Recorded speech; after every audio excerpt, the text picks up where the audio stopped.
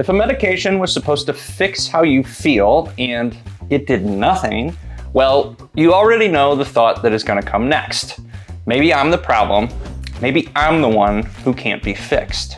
I want to take that thought apart because it's wrong, and I can show you why with one part of your brain that nobody ever really bothers to explain. Two people get handed the same prescription.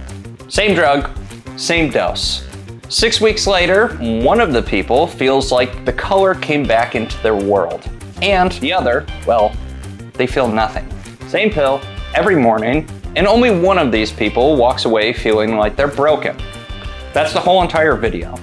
Why one pill fit one person and did nothing for the other. And the person who it did nothing for, why that person is not broken. Here's the story everybody's been told about depression. Your brain is a warehouse. Serotonin is the stock on the shelves. Depression is low stock. The pill restocks the shelves. Low serotonin, add serotonin, shelves full, you feel better. Clean, simple, and not really how the building works.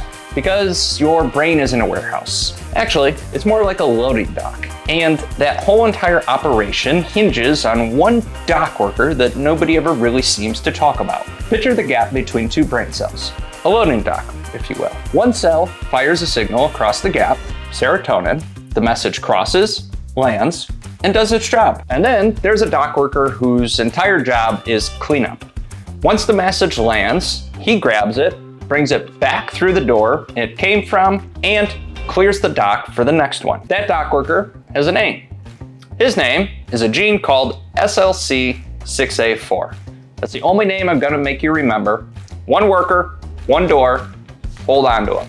Because here's the thing, not everybody's dock worker moves at the same speed.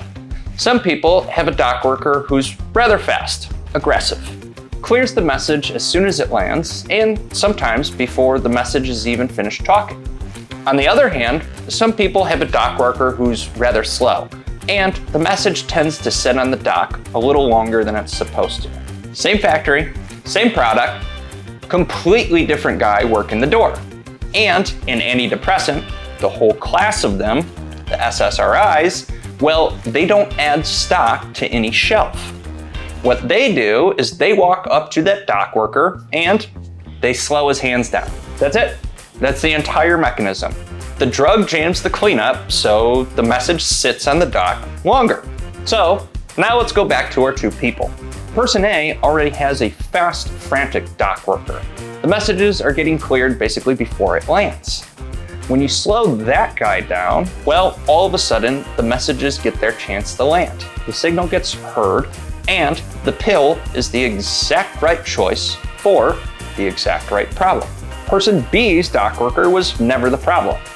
Maybe his messages were landing fine and the problem was somewhere else entirely.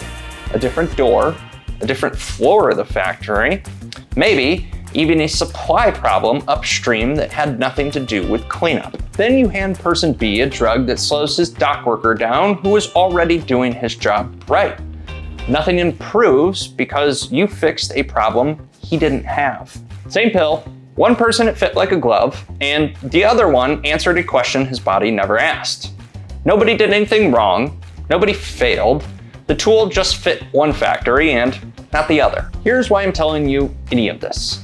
Not so that you can try and decide which dock worker you have. You can't eyeball that, and this video certainly can't tell you. I'm telling you because of what it means when a medication doesn't work. The story people tend to tell themselves when a medication doesn't work is that I'm the broken one, even the medication can't fix me. That's the lie.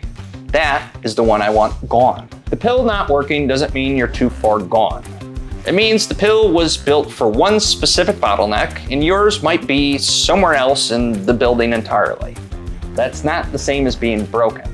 That's a matching problem, not a you problem. And a matching problem has a completely different feel to it than a broken problem. A broken problem says, stop looking. A matching problem says you were handed the wrong wrench and there's a whole entire toolbox that you haven't even opened yet. Now, I need to be dead clear about something because this topic is pretty serious. Nothing I said in this video is a reason for you to touch your medication.